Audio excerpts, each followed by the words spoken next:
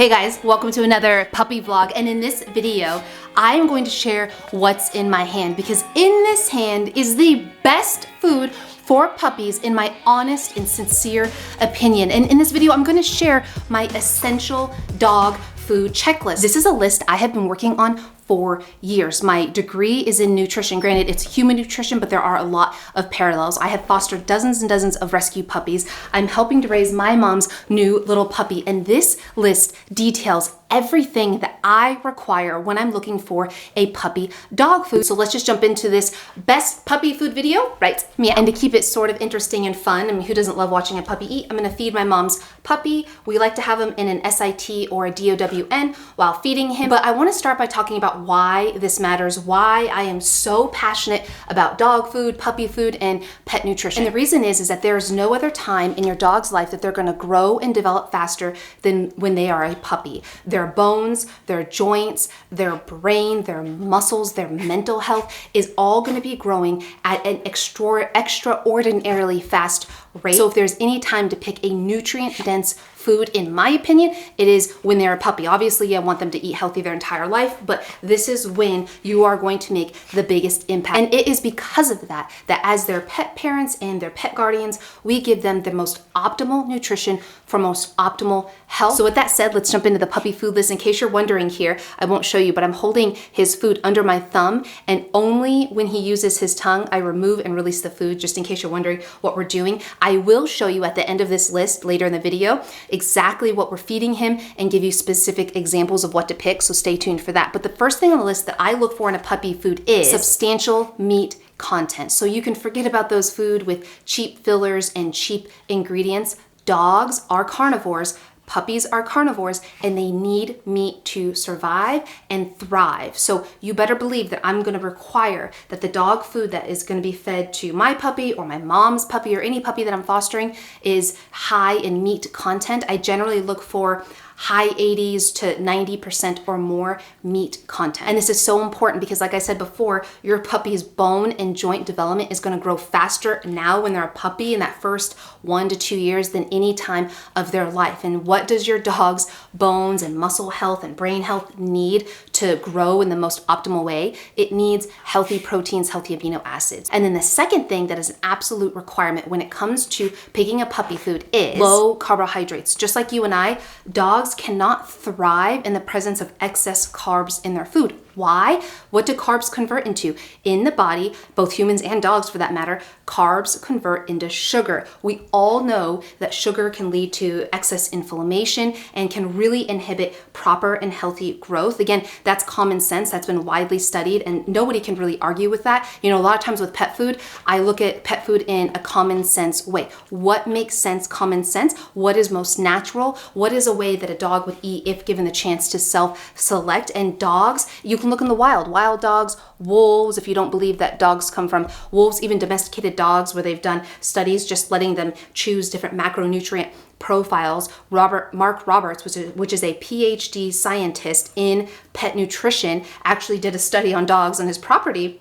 He has a bunch of working dogs, and he allowed them to self-select what macronutrients the dogs would eat. These were not wild dogs, they were domesticated. And in that, he found that the dogs did not prioritize carbohydrates. In fact, they prioritized healthy fats and protein in their diet, which makes common sense. In the wild, dogs aren't out there eating corn and potato and lentils. No, they're eating meat and fat. And here's a little pro tip, guys. When I'm selecting a food, my favorite formulation, my favorite guaranteed analysis profile on pet food, whether it's for an adult dog or a puppy, is something that's very low in carbohydrates and high in healthy fats, high in rich protein. When a dog eats this way, they're actually shifting their metabolism away from relying on carbs as the primary fuel source and towards using healthy fats as the primary fuel source. That's how dogs in the wild self-select, and that's how they optimally thrive. And it is widely known that these metabolic diseases, which run rampant in dogs, I guarantee, comment below if you know of a dog, or if you personally have experience with a dog having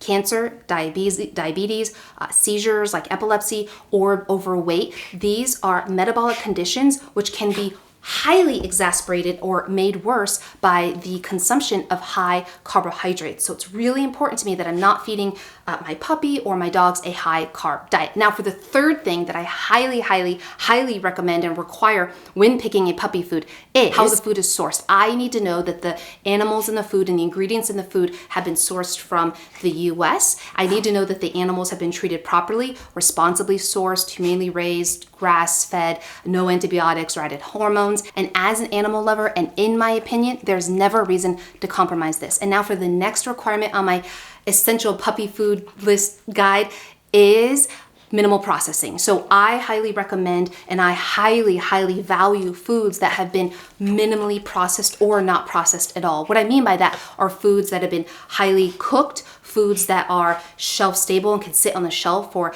several months up to years at a time, because what that tells me, if the food has been highly processed or if it's been mechanically separated, think of pink slime at the big Arch fast food, I don't want to say the name, that food, the nutrients in that food have been made less bioavailable. So it's same thing. If you were to go to a fast food restaurant and get a food that's highly processed or eat chips or crackers, while it can be tasty, you're not getting very many nutrients from that. But if you're eating a whole fresh food salad with some healthy fats from avocado, maybe some healthy farm-raised animals, maybe some hard-boiled egg in there, the nutrients are going to be far more bioavailable, meaning that you can actually absorb it more than a food that's been highly processed. So when I'm picking a food for the puppy, I want to get the most bang for my buck. I want to give my dog food that they're actually going to get the full nutrient value from. Now for the next requirement on my list, and then after that, I'll talk about specific examples of food that I love for puppies, is I do not and would never pick foods that use a vitamin pack. So what is a vitamin pack? So there's a lot of foods out there that when you turn the bag over and you look at the nutrient panel, or the ingredient panel, I should say, you'll see a list of ingredients. And oftentimes it'll start with some kind of meat, maybe some meat bone, maybe some organ, and then all of a sudden you'll start seeing some ingredients that the names of them are really hard to read, and it's really long list, and it just doesn't seem natural. It looks like a lot of foreign ingredients, again, that are hard to comprehend. Those are foods that use vitamin packs, and the reason they use that is because they have to meet certain nutritional levels in the food based on AAFCO, which is the Food Regulation Organization for Pets, and in that situation, they're not putting enough whole, real foods in there to give the proper nutrients to the dog. So instead of just adding more real whole food, which costs more money, they just stuff the food with vitamin packs, which are often really hard to regulate. So it's really tough to know if they're getting too much of a vitamin, too less of a vitamin, and they're often very cheap and often coming from overseas. So it's just really hard to regulate. There's actually been a lot of recalls on foods that use vitamin packs. So for me, I'm looking for an ingredient deck that has minimal ingredients. Wally, you're being so good. Come over here. Come up here. Can you sit? Good boy. Guys, give this video a like if Wally is being a good boy. He's super hungry, but this is how I feed him. I work with him every day. My mom works with him every day, so he gets used to having all four paws on the ground. I do have videos linked up here on more training tips when it comes to puppies and really helping them set up for a positive foundation. We're also teaching him gentle here because I'm not releasing the food until my thumb moves. So what does this food look like? Let's jump into the specifics here. You're probably watching this and going, okay, great. I agree with all of your sentiments, but okay, what one do I pick? So first off, I want to preface this next part of the video with, you are your dog's best advocate. And there's a lot of marketing out there that tell us one thing and makes it hard to believe, what is the best food for our dogs. I really want you, when you start feeling overwhelmed, to just take a step back and, like I said before, look at picking a food with a common sense approach. When you start looking at things that give all these value claims, really just look at the ingredient deck and see where the food is sourced and see how many different ingredients in there. And if it seems simple and if it seems right, then it most likely is. Okay. So what does this look like? What is in your hand, Rachel? What are you feeding Wally? And what is your specific recommendation? So I want to preface this with, you are your dog's best advocate. So I'm going to tell you what works for us and you got to do what's best for you. But what Wally is eating, what's in my hand, is comprised of, can you see that? Raw, fresh food. And I'm going to tell you what that is in a moment. But this is raw, fresh food that we got from a local independent pet store. And what I mean by raw, it is comprised of raw meat, raw bone, raw organ. It is not processed at all, meaning it's not cooked, it's not mechanically separated, it's not processed. It's food in its natural form, and there are, of course, no vitamin packs. But let me go into more detail what I mean. So when my mom adopted Wally and we brought him into our life, when I brought in my 2 dogs in my life, I want them, Wally included, to live as long as possible. Not just live, but I want them to thrive. And I want to feed them what you guys may have heard before as a biologically or species appropriate diet, meaning what they would eat if they were given their own devices and their own ability to go pick their own food. Guys, kibble has only been around for about 100 years. And dogs have been around far longer than 100 years. So what did dogs eat before kibble? They ate scraps from the farm or from their human's table. That's what they ate: meat, crushed raw bones, organs. I know you guys may be thinking, wait, I thought they're not supposed to eat bones. Any bones in this food have been crushed and they're completely raw. No, I do not feed cooked bones ever and do not recommend it. But in my opinion and in my experience, feeding a nutritionally dense, biologically appropriate food is the single most important thing to help my dogs live a long, healthy life. You know, it can't guarantee that they're never going to get sick or never get injured, but if I had to pick one thing that I prioritize, there's several, but if I had to pick one thing that I would prioritize in making sure that my dog would be happy and healthy, would be feeding them a raw, fresh food diet that is the most nutrient dense option for dogs. Because one, a raw, fresh food diet is stored in the freezer. You defrost it in the fridge and then you feed it like this. It just kind of comes looking like a hamburger patty. And this food has never met an oven. It's never been cooked. And so that means it's not shelf stable. So think about all these bags of kibble you find in these pet stores that are able to sit there for months and months or even years at a time. How healthy do you think that truly is? It's no different than you and I walking up the grocery store aisle where all the processed foods are. We all know that processed foods are not optimal for health. Can you survive on processed foods? Could you eat nothing but Cheerios the rest of your life and probably live? You probably could. Many of you probably could. But would you be thriving and would you be eating for the most optimal health? I wouldn't think so. And that's how I look at feeding dogs. Dogs were never meant to eat kibble. Go show me any kibble that has been grown on a tree. In my opinion, in my experience, dogs thrive when given the opportunity to eat a food that they were biologically meant to eat. Their entire digestive system, they have a shorter digestive tract. They have more acid in their stomach. The teeth, they have carnivore teeth that are meant for tearing and pulling and chewing on food. This is all complete signs, black and white signs that you can't really argue against, that they need to eat a diet of food, meat, bones, and organ. They don't need corn, potatoes, starch, lentils. What are the other foods that they put in these dogs? Carrots. They don't need all these fillers. So the diet that he eats